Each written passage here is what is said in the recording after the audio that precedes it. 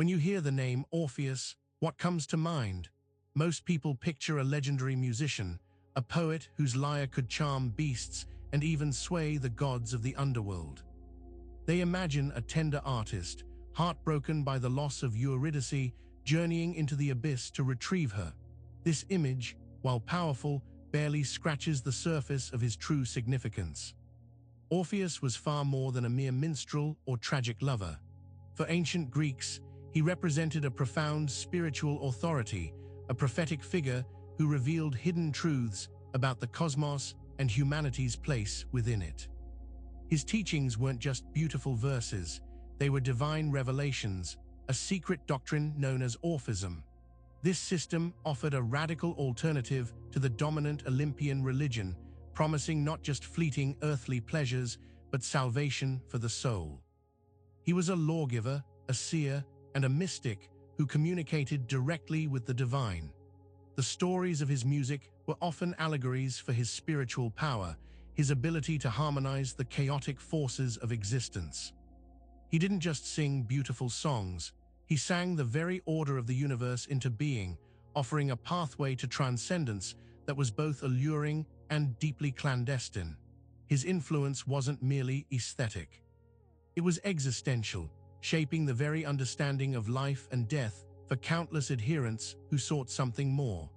His poetic mastery was just the vessel for a deeper wisdom, a philosophy that challenged conventional thought and promised something truly revolutionary. But what exactly was this hidden creation story that Orpheus supposedly unveiled, and why was it so different from what everyone else believed? The prevailing Greek myths described a creation born of chaos, ruled by titans and eventually Olympian gods, a cyclical struggle for power. But Orphism dared to tell a completely different tale, one far more ancient, profound, and in many ways unsettling. This wasn't a story of squabbling deities, but of cosmic eggs and primordial beings. At the very beginning, before even the familiar gods, there existed Chronos, time itself, and Ankh, inevitability. From their union, a silver egg emerged, a swirling, luminous void holding everything that would ever be. This wasn't some grand, dramatic birth, but a slow, unfolding mystery. From this cosmic egg burst Phanes, the shining one, the firstborn. Phanes was hermaphroditic, possessing golden wings and glowing eyes, embodying the very light of creation. He was the originator, the prime mover, often depicted with heads of various animals, signifying his universal dominion. This was a direct challenge to Zeus's proclaimed supremacy. Phanes begat night, and night begat Uranus, sky, and Gaia, earth, subtly intertwining with existing myths but reframing their origins. This Orphic creation myth posited a universe born from a single, divine, self-sufficient entity rather than a war of wills among powerful, yet flawed, gods. It laid the groundwork for a deeply spiritual cosmology, shifting the focus from external worship to internal understanding, hinting at a hidden fallen state that needed redemption. And real quick, make sure to subscribe and hit the notification bell for more videos. Now let's get started. The simplicity of its initial stages hides a profound complexity, laying the groundwork for a radical departure in understanding human existence and the concept of a fallen soul, which we'll explore next. Most ancient Greeks believed humans were creations of the gods, often pawns in their divine games, mortal and inherently limited. Orphism, however, introduced a concept that was both groundbreaking and deeply troubling. The idea of a fallen soul. This wasn't just about human imperfection, it was about an inherent, ancestral guilt woven into the very fabric of human existence. According to Orphic doctrine, the Titans, driven by jealousy and rage, dismembered and devoured Dionysus Zagreus, a divine child, son of Zeus and Persephone. Zeus, in his fury, struck down the Titans with his thunderbolts, incinerating them. From the ashes of these Titans, mingled with the divine essence of Dionysus Zagreus, humanity was born. This origin story meant that every human soul carried a dual nature. A spark of the divine Dionysus, imprisoned within the titanic, earthly body. Humans were therefore inherently guilty, not by personal choice, but by cosmic inheritance. This wasn't a punishment for individual sin, but a state of being, a primordial stain. This myth explained the perpetual struggle within humanity, the conflict between our higher, spiritual aspirations and our lower, bodily desires. It presented a desperate need for purification, a longing for liberation from this cycle of inherent guilt. This profound spiritual burden wasn't something to be ignored. It demanded active reconciliation. This inherent guilt meant that ordinary religious practices simply wouldn't suffice. A far more rigorous and esoteric path was required, leading directly into the unique rituals of purification that most Greeks found both fascinating and terrifying. Given the profound cosmic guilt that Orphism ascribed to humanity, ordinary sacrifices and public festivals simply wouldn't do. The path to redemption required far more extreme and dedicated rituals of purification, practices that often set Orphics apart and, frankly, intimidated the wider Greek populace. These were not casual observances. Adherents were expected to live a life of strict asceticism, a stark contrast to the often indulgent practices of mainstream Greek religion. This involved a rigorous vegetarian diet, abstaining from meat and sometimes even eggs and beans, symbolizing a rejection of the titanic part of their nature. They avoided wool, wore white linen garments, and generally lived a life of deliberate simplicity. Beyond dietary restrictions, Orphics practiced elaborate rites of personal cleansing, often involving symbolic washing or ritual fasting for extended periods. The goal was to gradually purge the titanic impurities from the Dionysian soul, to thin the veil between the mortal and the divine. These were not quick ceremonies, but ongoing commitments. Initiation into Orphic mysteries involved intense sequences of ritual purification, often performed in secluded sanctuaries away from public view. The precise details remain shrouded in secrecy, but we know they involved solemn vows and sacred objects. These rituals were designed to create a sense of profound transformation, hinting at a higher state of being. These demanding practices were steps on a journey, preparing the soul for release. And what better way to signal this journey than through sacred objects, specifically designed to guide the departed, which were found hidden in grave. The Orphic understanding of death was not an end, but a transition, a critical juncture for the soul.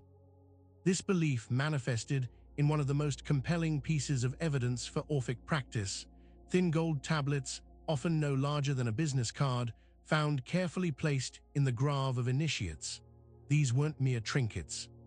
They were passports to the afterlife. These sacred tablets, inscribed with cryptic instructions and divine verses, were designed to guide the deceased soul through the perilous journey to the underworld.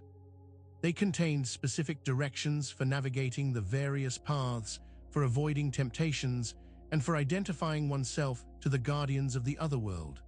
The soul, having been purified in life, needed this final cheat sheet. The inscriptions often instructed the soul to bypass certain springs, like the spring of Lethe, which would induce forgetfulness, and instead seek out the spring of mnemosyne, the spring of memory, thus retaining its divine consciousness. They were reminders of the soul's cosmic origin and its ultimate destiny. "I am a child of earth and starry heaven," many tablets declare, reaffirming the dual nature. These texts were not generic prayers. They were highly specialized, personal guides for individual souls. They promised knowledge, recognition, and eventually, a joyful reunion with the divine.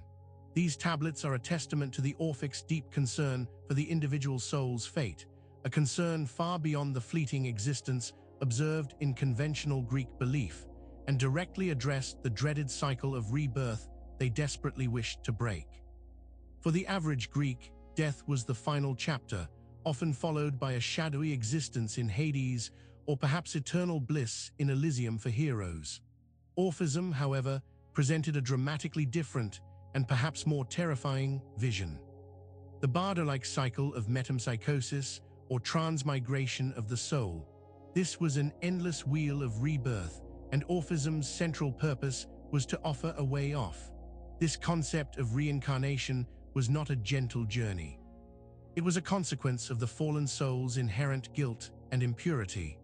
The soul, after death, would be judged and then reborn into a new body, human or even animal, depending on its actions and accumulated karma from its previous life. This wasn't a reward, it was a confinement. The goal of Orphic practices, from the strict asceticism to the funeral tablets, was to purify the soul sufficiently to break free from this ceaseless cycle.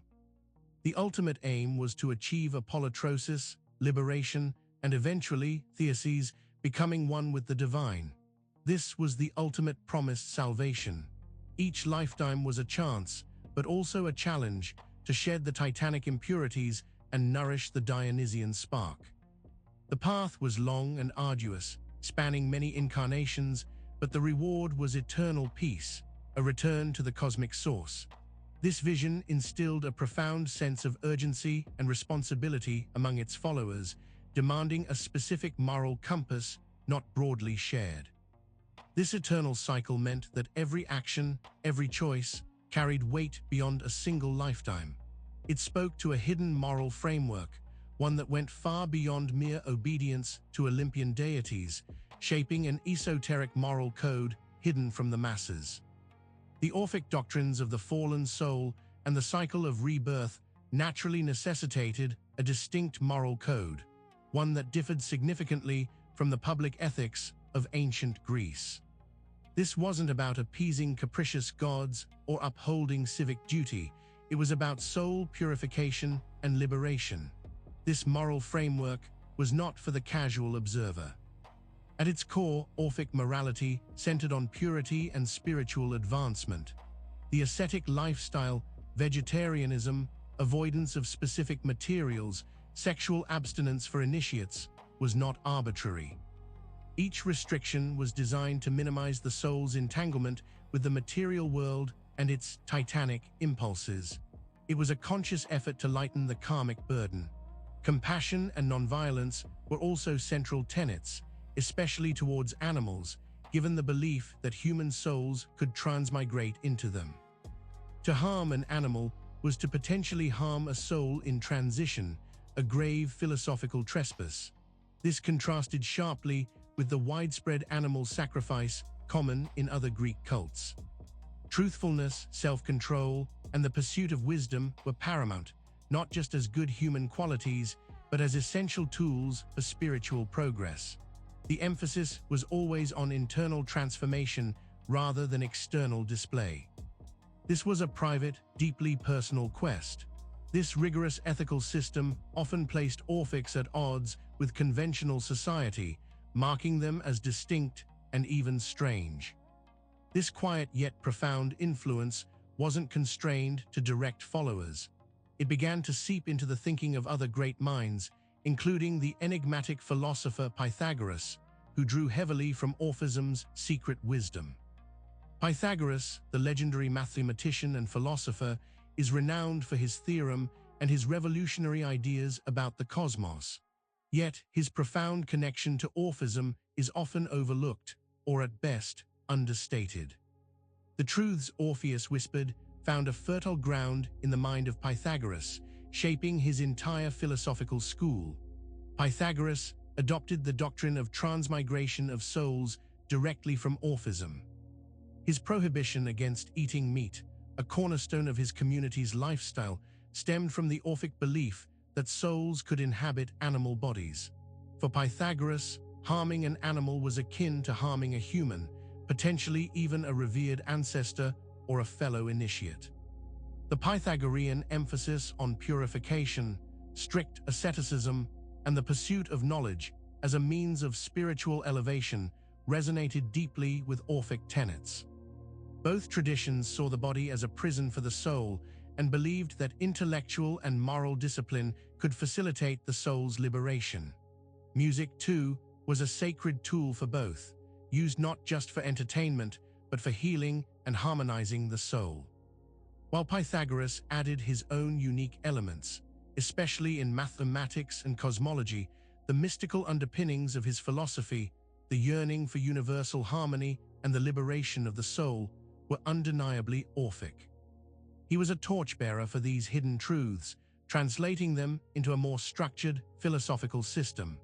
This connection reveals how Orphism, despite its mystical nature, could profoundly influence rigorous intellectual pursuits. Its spiritual framework provided a fertile ground for new ways of thinking, just as it would later provide for Plato's dialogues, transforming them into something far more esoteric than usually perceived. Plato, arguably one of the most influential philosophers in Western history, is typically studied through the lens of pure reason and logic. However, to ignore the pervasive influence of Orphism on his metaphysics and epistemology is to miss a crucial, almost occult, dimension of his work. His dialogues are not just rational discourse, they are often veiled expressions of Orphic mystical philosophy. Plato's theory of forms, which posits a transcendent realm of perfect, unchanging ideals, mirrors the Orphic understanding of an eternal, divine reality beyond the material world. The soul's struggle to recall these forms, especially in Meno's argument for innate knowledge, is a direct echo of the Orphic concept of anamnesis, the remembering of past lives and divine truths. His famous allegory of the cave, depicting prisoners mistaking shadows for reality, powerfully illustrates the Orphic belief in the soul's imprisonment within the body and the material world. The philosopher's journey out of the cave to behold the true light is analogous to the Orphic quest for spiritual liberation and enlightenment. Furthermore, Plato's discussions on the soul's immortality, its tripartite nature, and its destiny after death in dialogues like the Phaedo and the Republic are replete with Orphic themes. He speaks of purification, of philosophical contemplation as a means of freeing the soul, and even hints at reincarnation, though with his own philosophical refinements. Plato, a student of Pythagorean wisdom, served as a conduit, translating the hidden teachings of Orphism into a form accessible, albeit still esoteric, for future generations. This intellectual lineage demonstrates how deeply these ancient ideas permeated even the most refined philosophical thought, laying surprising foundations for even later traditions, like Christian mysticism. It might seem startling to connect ancient Greek Orphism with the origins of Christian mysticism, given their seemingly disparate cultural and religious contexts. Yet the spiritual landscape of late antiquity was a melting pot, and many core mystical concepts that emerged within early Christianity bear a striking resemblance to Orphic ideas. The emphasis on purification, spiritual discipline, and the liberation of the soul from the body's confines, so central to Orphism, found a new expression in Christian asceticism and monasticism. Early Christian mystics, like the Desert Fathers, sought to transcend their earthly existence through rigorous fasting, prayer, and detachment from worldly pleasures, echoing the Orphic path to purification. The concept of humanity bearing an internal spark of the divine, a divine image or imago Dei, though interpreted differently, resonates with the Orphic belief in the Dionysian fragment within each human soul. Both traditions posited an innate spiritual core struggling against material existence. Furthermore, the idea of a spiritual journey, a progressive ascent towards union with the divine, theoses, is a cornerstone of both Orphic and Christian mysticism. While the ultimate destination and the means to achieve it differed, the underlying yearning for transcendence and direct communion with the divine remained strikingly similar. This is not to say Orphism became Christianity, but rather that its profound ideas created a fertile spiritual ground from which later mystical traditions, including aspects of Christianity, could draw inspiration and develop their own unique expressions. It highlights a common human spiritual impulse, a dynamic tension that often found its core in the unique Dionysian conflict inside Orphism itself. Dionysus, the god of wine, ecstasy, madness, and liberation, seems an unlikely patron for an ascetic, disciplined cult like Orphism. Yet he was at its very heart, creating a profound, essential tension at the core of Orphic belief. This wasn't a simple worship, but a deep philosophical wrestling match. The mainline cult of Dionysus celebrated uninhibited revelry, breaking boundaries, abandoning self-control. His followers engaged in ecstatic dances, consumption of raw meat, and sometimes ritual madness. It was a cult of release, of letting go of decorum. Orphism, however, adopted a particular manifestation of Dionysus, Zagreus, the child god dismembered by the Titans. This was a suffering, primordial Dionysus, whose divine essence was scattered and imprisoned in humanity. For Orphics, Dionysus wasn't about indulgence. He was about the divine spark yearning for liberation from its titanic, material prison. This meant Orphism transformed Dionysian ecstasy from outward revelry into an internal, disciplined quest for spiritual union. The madness of Dionysus became the passionate striving for divine knowledge. The dismemberment of Zagreus represented the scattered state of the soul, and the goal was rememberment, a reunification with the divine. Thus, Orphism didn't reject Dionysus. It reframed him, transforming his wild, untamed energy into a symbol of the soul's divine origin and its arduous journey back home. This internal conflict, this reinterpretation, allowed them to maintain a connection to a powerful deity while forging a distinctly different spiritual path. This complex symbolism extended even to their outward expressions, as seen in the sacred symbols they hid in plain sight. Orphics, being a mystery cult, didn't overtly broadcast their beliefs or practices. Their spiritual language was often expressed through subtle yet potent symbols, hidden in plain sight within their art, artifacts, and even everyday objects. These weren't mere decorations, they were coded messages for the initiated. One prominent symbol was the serpent, often coiled around an egg or a staff.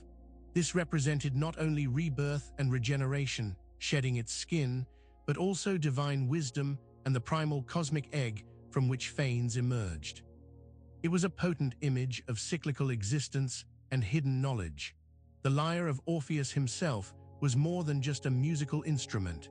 It symbolized the harmony of the cosmos, the power of sacred music to influence the soul, and the Orphic ideal of bringing order to chaos. Its strings represented the interconnectedness of all things. Another significant motif was the wheel, or sometimes a spinning top. This was a direct representation of the cycle of rebirth, the Kykuos Genithales, or wheel of generation, from which the Orphics sought liberation. To an outsider, it was a child's toy. To an initiate, a profound cosmological statement. Even images of grapes and vines, usually associated with Dionysian revelry, were recontextualized. For Orphics, they might represent the divine essence, the intoxicating truth of spiritual liberation, rather than mere inebriation. These symbols served as constant reminders of their path. These potent symbols, pregnant with deeper meaning, were part of a hidden language that allowed Orphics to recognize each other and communicate their truths without overt challenge. This subtlety was often necessary, given why both the state and established philosophers rejected them. Orphism, with its distinctive cosmology, ascetic practices, and emphasis on individual salvation, stood in stark contrast to the dominant religious and philosophical norms of ancient Greece. This made them outsiders, often viewed with suspicion and even outright hostility by both the state and many prominent intellectuals. Their divergence wasn't easily tolerated. The state religion of Greece was deeply intertwined with civic identity. Public festivals, sacrifices to Olympian gods, and rituals were essential for maintaining communal harmony and divine favor. Orphics, with their private, esoteric rituals and focus on personal purification rather than public appeasement, were seen as undermining social cohesion. Their refusal to participate in animal sacrifices was a direct affront to established religious practice. Philosophers like Aristotle, known for his empirical and rational approach, often dismissed Orphic ideas as mere superstition or myth. Their complex creation stories and concept of soul transmigration were considered fanciful and lacking in logical rigor, failing to meet the standards of rational inquiry. Plato might have been influenced, but many others were not convinced. Furthermore, the Orphic claim to possess secret knowledge revealed by a divine prophet challenged the authority of traditional religious institutions and even the growing emphasis on human reason. Their mysterious nature made them seem exclusive, even elitist, and therefore threatening to the established order. They offered a path outside the officially sanctioned routes of meaning. This rejection, however, did not extinguish Orphism. Instead, it seems to have reinforced its secretive nature, driving its adherents to protect their beliefs, leaving behind only tantalizing hints and fragmented evidence of their profound impact. And so their teachings largely survived in manuscripts that survived in fragments. Despite the scorn of the state and rejection by mainstream philosophers, Orphic teachings persisted, whispered through generations, and occasionally committed to writing. However, what we have today are not complete, unified texts, but rather tantalizing manuscripts and papyri that survived in fragments, often unearthed from unexpected places. These fragments are like shattered pieces of an intricate mosaic, each offering a small window into the vastness of Orphic cosmology and practice. We find references in the works of later philosophers, comments by early Christian writers struggling to understand pagan beliefs, and most importantly, inscriptions on those gold tablets often found in Grave. There are passages attributed to Orphic hymns, poetic verses praising various deities, but infused with a distinctly Orphic understanding of their roles in the cosmic order. These hymns are often devotional, yet also instructional, embedding spiritual truths within their eloquent lines. They speak of a reverence for a deeper, more interconnected universe. The most famous of these are the Derveni Papyrus, discovered in 1962, which is a philosophical treatise commenting on an Orphic poem, offering an extraordinary glimpse into an Orphic creation myth and the ritualistic interpretation of the world. It was a singular, unexpected survival, hidden for centuries. These scattered remnants are invaluable, forcing scholars to meticulously piece together the Orphic worldview, much like archaeologists reconstructing an ancient city from ruins. Each new textual discovery or reinterpretation sheds fresh light on this once powerful, yet deeply clandestine, spiritual tradition. The power of these ideas wasn't confined to Greece, however. It seeped into something far broader, leaving echoes across the mystery traditions.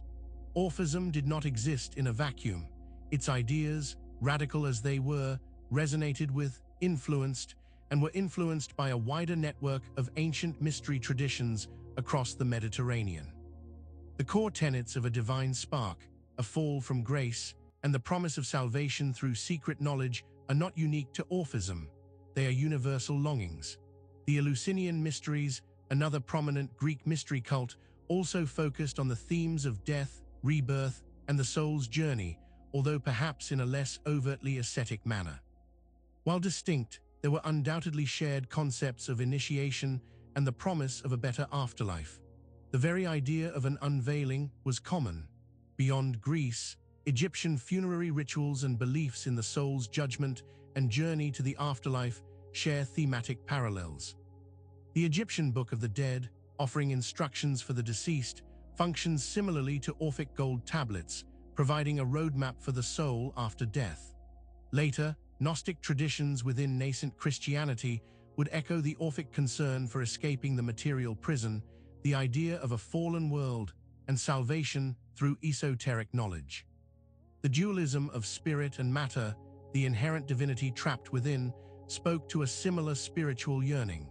These shared themes suggest that Orphism was part of a broader human quest for meaning and transcendence.